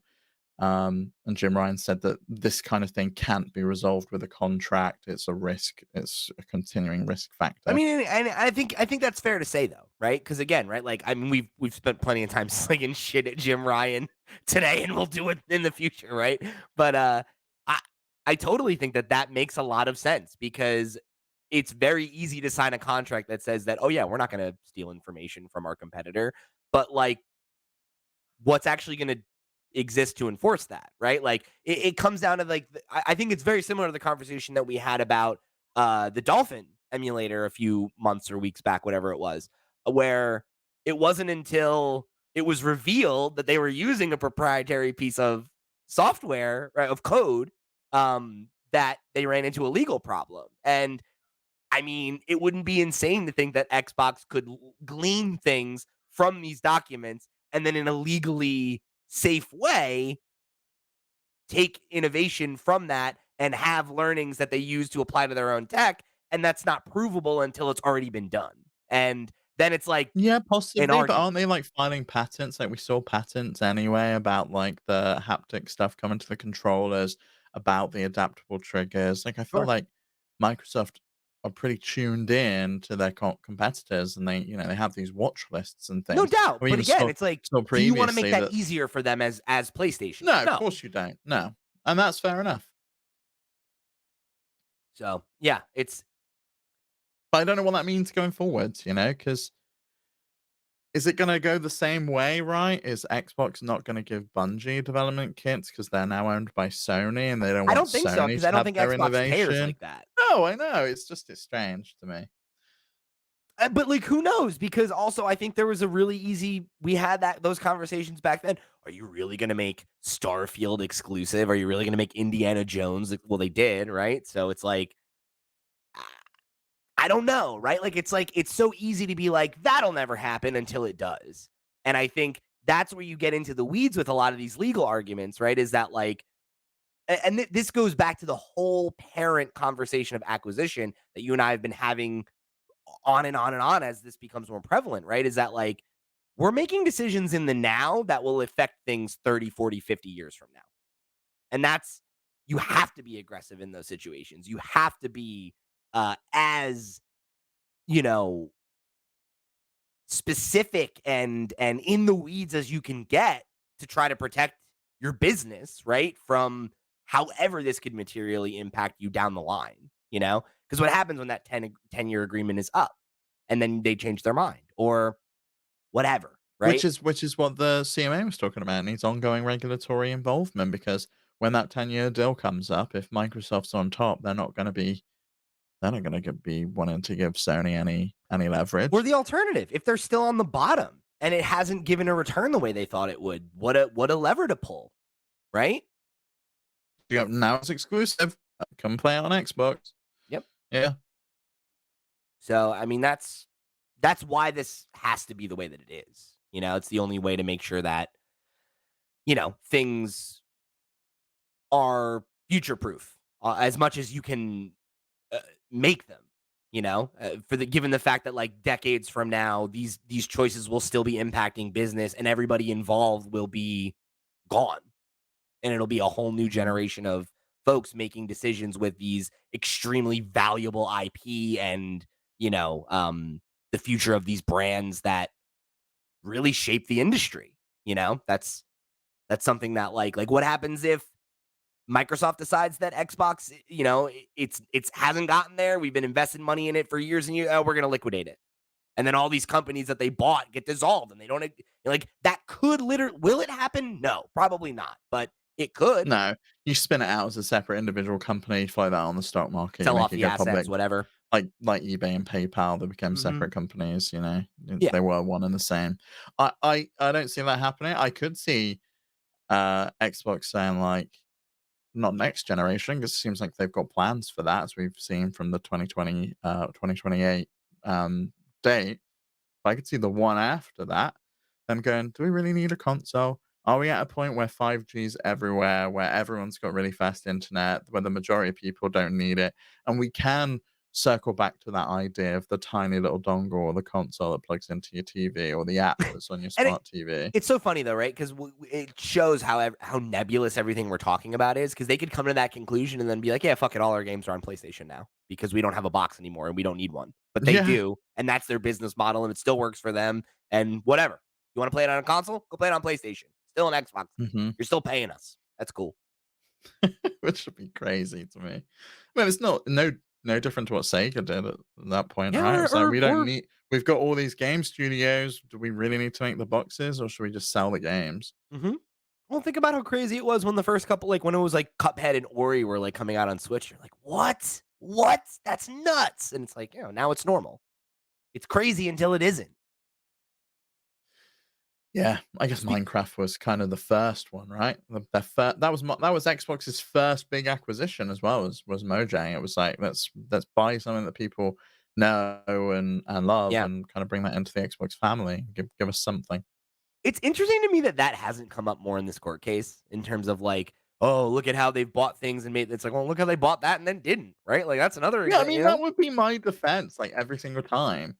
The only time it came up was when they were talking about the fact that they were delayed in working on Minecraft for PS5 because they couldn't Yeah. get dev kits, but it's like, why wouldn't you bring that up as this is what it could be like, and this is how we plan to run Activision Blizzard? I guess the response to that is, "Yeah, but you said that with Bethesda, and now you're They making didn't everything say that though. They were exclusive." very, very careful to not say Yeah. that. Or at least not commit, right? They're like, well, maybe we'll see what happens, you know? But I think the argument that single player and multiplayer games are different and should be treated differently, though, is also a salient one. But it's also one that I don't think would make sense in court because these people don't really know anything about video games, right? Like, so it's an interesting one. But I do want to talk about some of the acquisitions before we run out of time here today. Because this was one of my favorite things that come out of it was that Microsoft has considered plans to buy every company that exists more or less in the gaming space is what it seems like, right? The ones that were really making headlines are ones that I got to say I was pretty proud of us cuz we've talked about all of them in the past, all the serious ones. Um Mhm. the one that I think first made headlines was Sega, right? So we'll start there. Um, this was one that I remember I said forever ago, like when we were like, who could they buy? What would be a company that made sense? This was like my first pick for them because we've known they want to have make more inroads in like the Japanese market and beyond. We know that they have kind of a gap when it comes to like big family friendly IP like Sonic the Hedgehog. They have gaps with JRPGs like Persona. It was just one that felt like it made sense and seemingly, you know, they thought the same thing, right? There was a email that Phil Spencer sent to Microsoft CEO Satya Nadella and the company's CFO Amy Hood, which was requesting approval to approach Sega Sammy to acquire the Sega half of their business, right? And to kind of like pull a little bit from the email that Phil sent, um, the quote that I think is probably the most significant one is we believe that Sega has built a well-balanced portfolio of games across segments with global geographic appeal, and that will help us accelerate Xbox Game Pass both on and off console.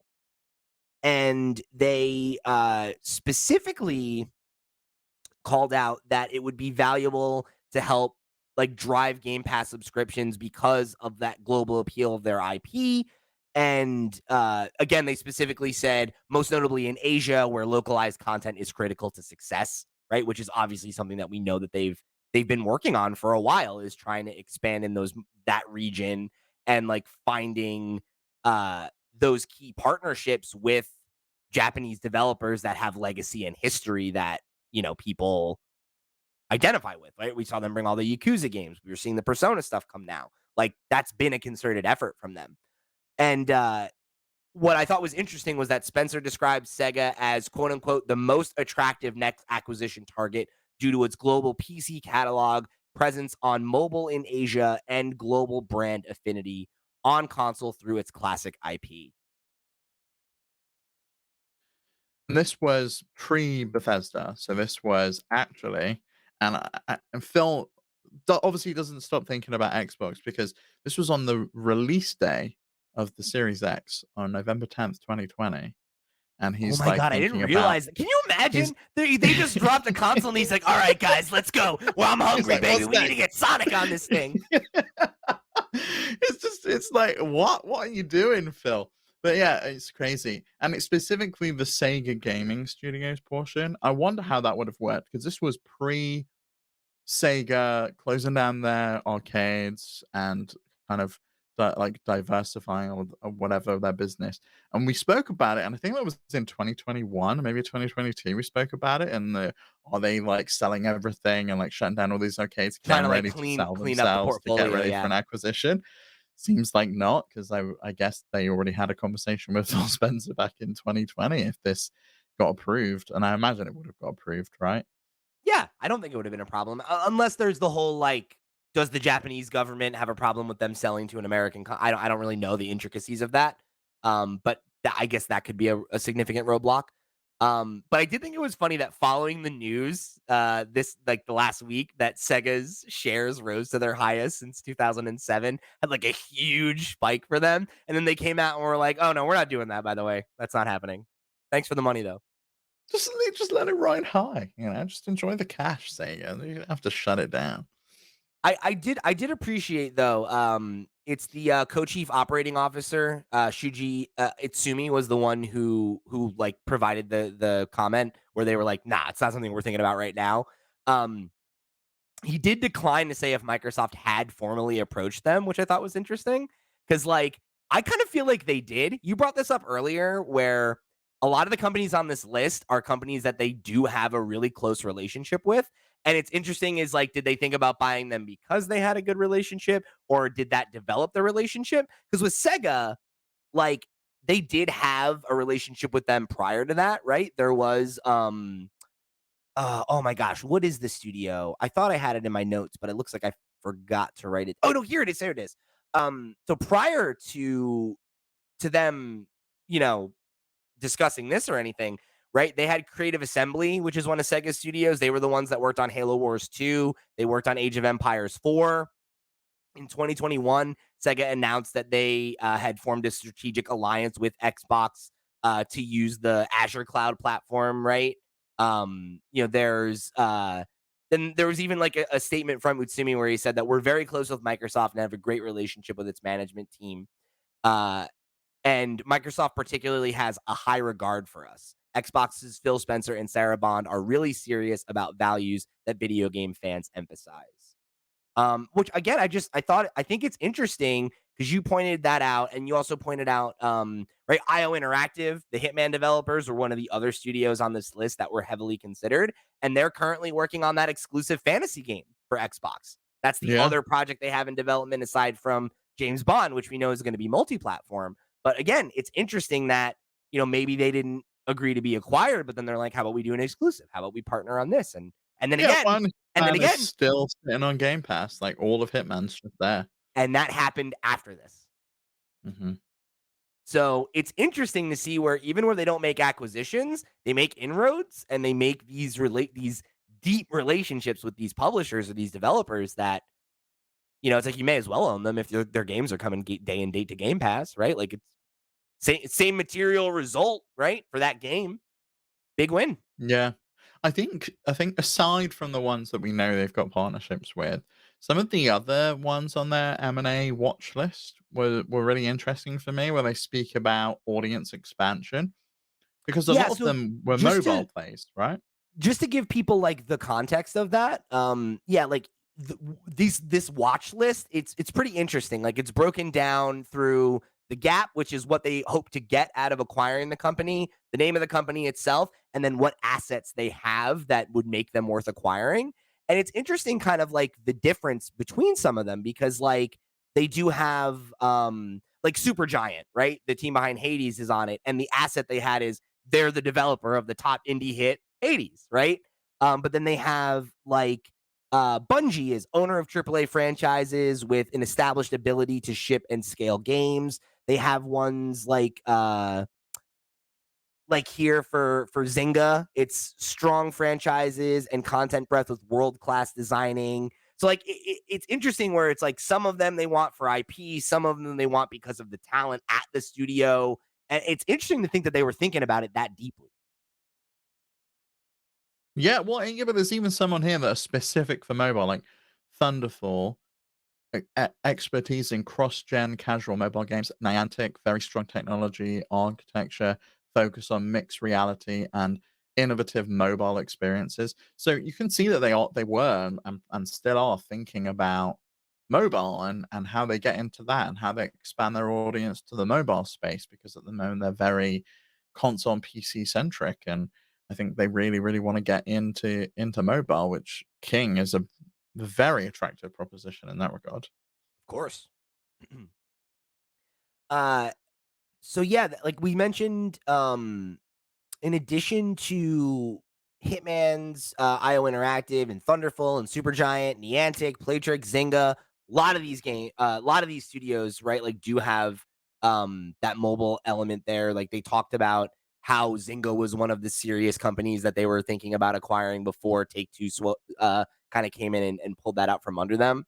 But then Bungie was one of the other ones that was interesting because this was a prediction that you made, right? Was that they would acquire Bungie, and they gave it serious thought. So it's again like we were spot on with some of our guesses on who they would acquire. Um, and it was interesting, right? Because they said that with Bungie, it would be acquisition of Bungie will include securing valuable IP like Destiny and its community, integration of its development and live ops infrastructure into Xbox Game Studios. It's exactly what PlayStation wanted, right? It makes you wonder, like, what happened there? Did they get an offer and then PlayStation, like, counter offered? Just I don't think know. they got a bad deal, yeah, or maybe I they just wonder. didn't wanna go back to Microsoft. Maybe Maybe. they felt that it was a culture clash, they didn't wanna go back there, they didn't feel at home there, or maybe they thought that they were gonna be stuck working on on Halo? Halo again. Yeah. Yeah, Yeah, I mean, that's possible. And, I thought it was interesting that they identified, one of the things that was, like, they had in the notes for Bungie that they thought it was a high burn rate risk, which I thought was interesting, which if you're not familiar with, like, business terms, because I had to look this one up, it's a measure, and this is the how much definition cash I you're found. burning. Yeah, it's how fast a company spends its available supplies of cash. If you burn cash too fast, you risk running out of business. If you don't do it enough, you're not investing in future infrastructure, technology, etc. So I thought that was interesting because they talked about how there was already the 100 million minority stake investment from NetEase as well. Like these were reasons that they were like not interested in actually going with them, which is interesting to me considering that PlayStation did double down on that, and I am really thinking that that was a mistake. Not Bungie specifically. I do think they overpaid for Bungie, but I think their like desire to double down on live service is gonna be something that ends up biting them in the ass. And it's I think very it depends interesting. how they do it. Like because Bungie, they've left and it's kind of they're independent and they can publish their own games and they can put them multi-platform, and I think it gives them a label that they can publish other Sony games under if Yeah, they for want sure. to, and I think that's interesting, I just don't think that and it those gives games are going to them be successful. Is the thing is like we've talked a lot about how the recession is impacting gaming. There's already a lot of these live service games available. We've had how many stories this year of new live service games that reviewed well that went out of business very quickly. Like I just don't see why Sony's all you investment gotta here is do going to be is get different. one though. Like, Yeah, you've you're already right. got Bungie, you've already got Destiny 2, great, that's gonna continue to make you cash. You've got the next big game from Bungie, Marathon. And then you've got Bungie helping out to get games that are seemingly going through development hell, like the Last of Us multiplayer, to actually kind of make them fun. Because we heard that Yeah. Bungie had reviewed that game and said that there was missing things, didn't have a good loop, and that expertise I think is really important.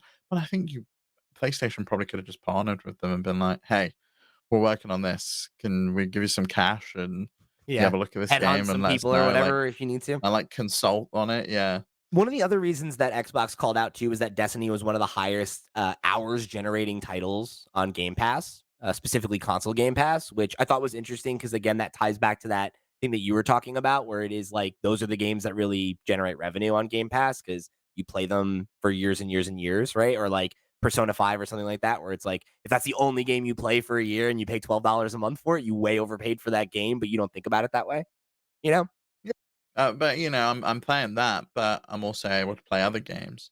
And with Destiny, there's microtransactions, there's expansions that don't come to Game Pass. You get the base game. It's essentially like you get you get to play the first campaign, but then after that you've got to pay. And I imagine it brings in a lot of money because it's easy to hook you in when the first like 20, 30 hours are free to play. Yep. Yeah, absolutely. And then again, right, expansions, DLC, like all that stuff, like once you're on the hook, you're in, right? Like that's Mhm. what they're guaranteed you're gonna do. I did want to also just call this out real quickly because this was a rumor that was reported by Jeff Grubb quite a while ago. And it was nice to see him get a little justice here because he even tweeted about it. He's like, "Can someone find the Pete Parsons tweet where he put me on blast for quote unquote making this up?" And somebody found it. It was a Nibble tweet. It was rumor Microsoft has been in talks to acquire Bungie multiple times, but they fell through each time due to Bungie's high price. And Pete Parsons, who is one of the founders of Bungie, replied and said that this is false, and got a bunch of people calling Jeff Grubb a liar, all this stuff. Just wanted to point that one out. Justice for Jeff Grubb, because he reported it. He was told it was true. I believe that. I don't know that $3.6 billion was too much though. Like, is that too high of a price I don't for know. Bungie? I don't know. I I don't don't know how know. much money Destiny makes, but it's like I feel like it is too much because I think the things that Microsoft identified make sense. That the high burn rate and that they've constantly required angel investors to stay around and independent is like I don't think they're making enough money to actually stay afloat on their own. They are constantly needing to get investment or they made a deal with Activision and they broke away but it's like they're spending other people's money, not their own. And like I know, and they don't like it. They seemingly don't like it when they get told what to what do to and get do. told, "No, you've gotta make some money." But, I Right. mean, the Activision deal sucked. It was like, Yeah, and it's "You've like gotta release a new game every single year. I'm like It's fuck Destiny 1, Activision, Destiny right? Like 2." they're greedy and awful. So like whatever. But like I don't know. Like, I don't know that Bungie is financially solvent on their own. So, like, them being acquired by PlayStation is probably the best thing for them as long as PlayStation allows them to, retain that identity and freedom that they crave so much. But also, it's like, you guys got to make games that make money. So, Mhm. because how much didn't they invest like an absurd amount of money into developing Destiny? Wasn't that the thing? Like, wasn't the Activision deal like, wasn't it like $500 million or something to develop it or something like that? Like, it was a I think it really was big 500 investment. million 3-game deal was Okay, what it okay, that was. was the thing. And they, instead of putting out a second game when Activision wanted it, they did an expansion, and then they delayed the second game by a year, and then they didn't wanna make a third game, and they kinda broke away from that deal and went independent. Crazy. So there was an even longer list of developers that got revealed that's like has 100 different studios on it. It's insane how many there are. And we did get a comment from Asobi who wrote in and said, seems like the focus is mostly studios with fan favorite titles that have a very dedicated community behind it. This list is apparently a couple of years old, so some of those studios are obviously very connected with Xbox now, be it with Game Pass deals or console launch exclusivity. And then they gave some examples like Team Cherry, Moon Studios, Fat Shark, Ghost Ship Games. I think it's also a strategy that they're trying with their current studios and the smaller games that they do. I mean, nobody probably expected Grounded, Hi-Fi Rush, Pentiment, etc. to be the next big million seller, but they're all games that target a specific community, and now they have very dedicated fans because of that. I thought that was a really insightful comment, and I think it speaks to the types of studios that they do look at. But again, it's so interesting that like I don't know that it's consistent. I think there's probably just more studios like that are viable options. But again, they do think of it that way. There is that like we want the big publisher acquisitions. We want the smaller studios that have this wealth of knowledge and talent and technology. And then you have these smaller studios that either have, one or two games that have a really dedicated community or that, are like they're the minds behind last year's big indie hit. We can bet they're going to be the minds behind 2 years from now's next big indie hit or 3 years from now's next big indie hit. Um, Very interesting to see. And I mean, those have played out for them a lot more than the big stuff.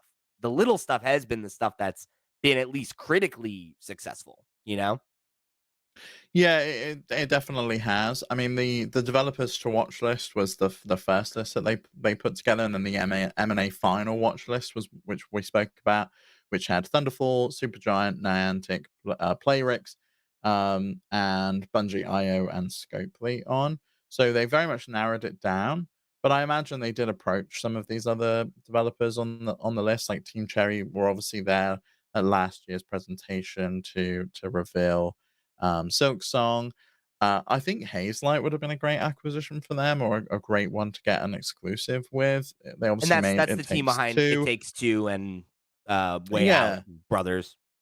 but It Takes Two was a game of the year a couple of years back. It would be great for them to have that, more of that kind of couch co-op style game on Xbox, I think.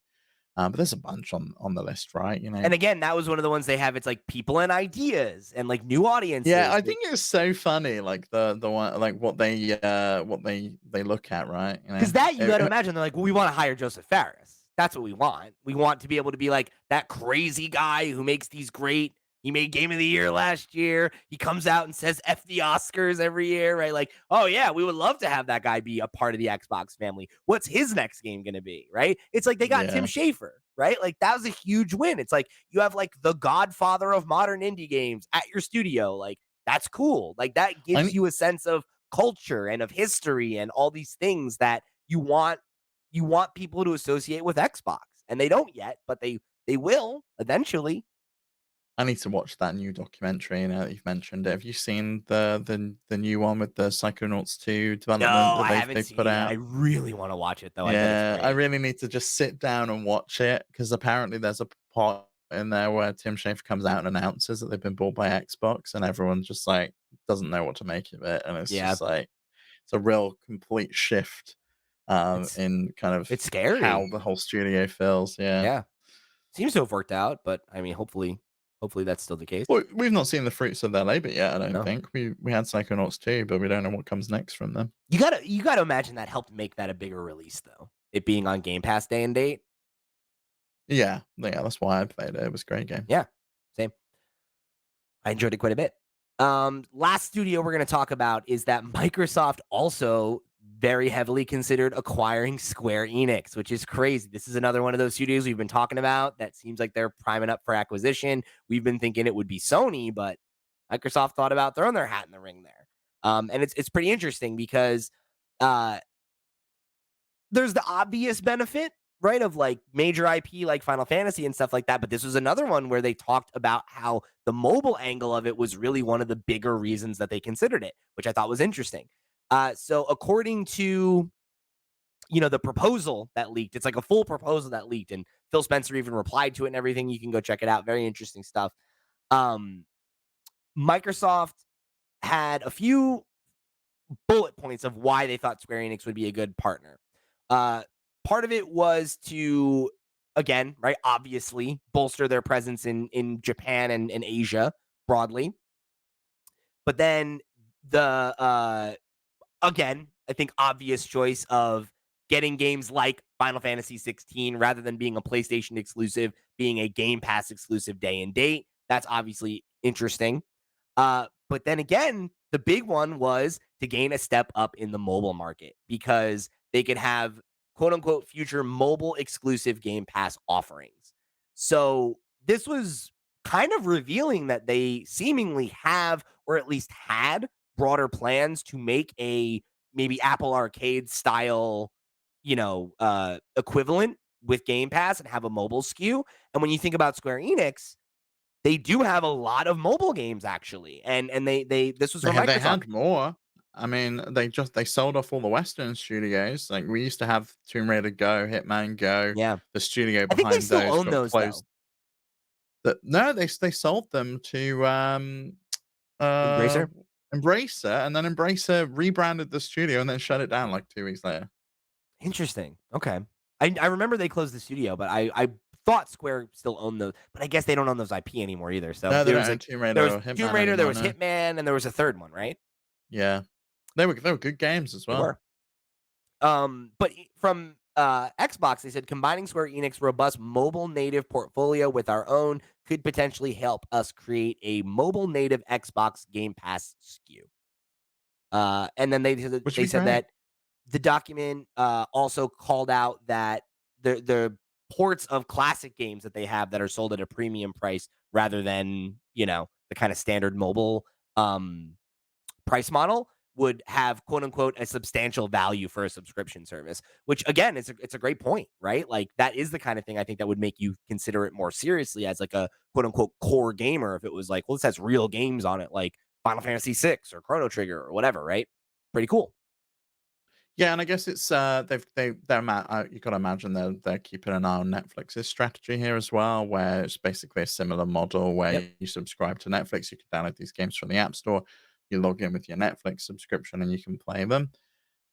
that would be a perfect play for Microsoft as well. And it seems like the EU are pushing forward with their plans to force these big platform holders, namely Apple and Google, to allow additional stores on their platforms as well. So this is totally viable as a future plan, and I would imagine getting Candy Crush in there, getting Call of Duty in there, getting those kind of things in there from the Activision deal makes sense as well. It feels like the Activision deal checks a lot of boxes for them, right? They get the Game Pass stuff that they want with Call of Duty, but they also really do get into this mobile play. And looking at everything that they were looking at doing with Square, with Sega, with like IO, all of those potential acquisitions, feels like Activision is kind of all of them wrapped up in one neat package. And if they can buy it and press forward with it, then I think they will do. I just to wrap this whole thing up, I don't know where this goes. I don't know when we hear back from the judge, but I don't think that there has been a case from the FTC side to prove that this would be No. harmful.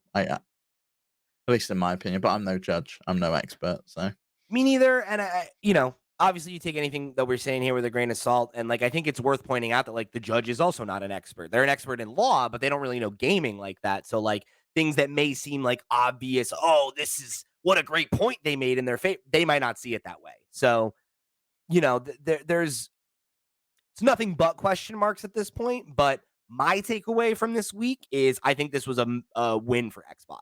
I think they did a lot of work to protect their point. And I don't think that there were to your point, a ton of compelling arguments against acquisition that really speak to really legitimate, serious market concerns, at least not immediately. And when you're talking about, you know, um, I guess the broader context of it all, right? Like, I just, I don't see you brought it up earlier. Like why was the Bungie thing okay, but this isn't, right? Why it feels so targeted because Xbox is the big dog on the hill and they can afford to make these acquisitions. But like if the onus is on the FTC to prove that this is anti-consumer, that it's anti-competition, that it's going to limit the games market, I don't think that they've done their due diligence to prove that. And I say that as somebody who is broadly against mergers and would be happy if this were blocked. But I don't think it will be. I don't think there's been a solid argument made aside from the fact that it provides Xbox with the ability to corner a market that doesn't exist yet. Right. But like, the problem is that I don't think they've demonstrated that it doesn't exist because there are people subscribing to Game Pass. There are, I think it was 10,000 people per month they were saying that yeah, play it. It's not a lot, obviously, but or maybe that was daily, 10,000 daily. But I don't know. I really don't know where this goes. I think I agree with you. I don't think there's any way that this gets blocked now, but I do think that the FTC will push forward with their trial later this year, and I do think that they'll just close the deal, wrap it up, and then hope that it won't unwind in court. But it could be that Microsoft is just like, you know what, we don't want to battle this in court for the next year and a half, 2 years, or whatever it may be, and they just yeah, decide to walk away from the deal. Having said that, the amount of stuff that they get with this, if Call of Duty is making 8 billion a year just in PlayStation sales, I would imagine that's a hefty chunk of change that kind of softens the blow of having to fight it in court yeah. and maybe pays for that court case. I mean, I think in the long run it does. Like we focus so much on the Call of Duty and the King aspect and everything. You don't even think about the World of Warcraft of it all. Yeah, The the and Blizzard side, yeah, like those things also are Diablo 4. they make a lot of money and with Diablo 4, right? Huge critical success. But again, these are valuable IP. These are IP that you can make into movies, that you can sell merch like Well, not the to mention all the other stuff that they've got, like Crash BlizzCon, like Bandicoot, like, they want to resurrect some of buy those old brands. yeah. Crash Bandicoot. They just put out a Crash mobile game through King. Like they're doing the that fighting, not fighting game, but Crash Rumble, whatever. Yeah, Um yeah, that's meant to be really good, apparently. I heard people played that at the, ton, Play Days, yeah. there's a ton of IP there that's really valuable that has a lot of untapped potential, I think, as well. And yeah, I mean, if they're willing to go through with it, it's worth it. Like it's I think this will be a really slam dunk acquisition for them if they can push it through. And I think they can. It's a matter of whether they're willing to dig their heels in if they continue to hit friction. And I mean, I don't know. Like, I feel like if they get close enough where they're like, we can smell it, like I think they'll do it. I think what you Yeah, and I said of think like they're probably pushing it through they're and then probably pretty hoping that positive. Yeah. nothing else happens is going to be the way. And I don't know. I think if the judge sides with them here, that's a pretty good sign that Yeah. it's gonna get cleared. Yeah. Yeah. Particularly when the EU's already established a precedent of it not being a big deal. So we'll see. But I feel more confident after this week that it's going to happen than not. So we shall see, and we'll of course keep it tuned here so that we can keep you up to date on everything. Because I mean, I don't know. I think this is such a fascinating story. I love stories like this. I love getting to read the emails and the internal documents and all that stuff. It's like we always say, "Oh, to be a fly on the wall for these decisions." Well, here you go, right? Like it's all out there now. So Yeah, and I do think the emails in particular, I think, are so funny. Just the way that Phil Spencer writes so professionally, and like, I'm writing to request this, and then Jim Ryan's like, "Yeah, it's fine, we'll be okay."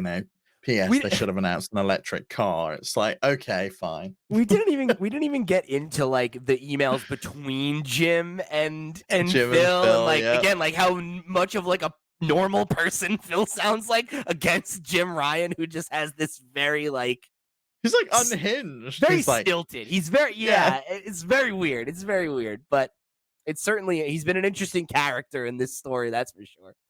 So, yeah, if y'all want to write in with your thoughts on the case or where you think it's going to go from here, any of the stuff we talked about, or if there's a wrinkle of it we didn't get to today that you want to write in about, please hit us up at questions@flipscreen.games or come join the Discord where the conversation keeps on rolling in between episodes. A lot of the stories that we talked about today, I pulled right from the Discord and the conversations we were having there as they were developing. So if you want to go be a part of that conversation, chat with us between episodes, get on with the community there and again influence the direction of the show. Not a better place to do it. So remember, flipscreen.games, that's the website where you can find links to all that and much more. However you choose to tune in, get involved, or show your support, we thank you for tuning into another episode of the Flip Screen Games podcast. For the crew, I've been Pete, he's been Steve. We'll see you next week.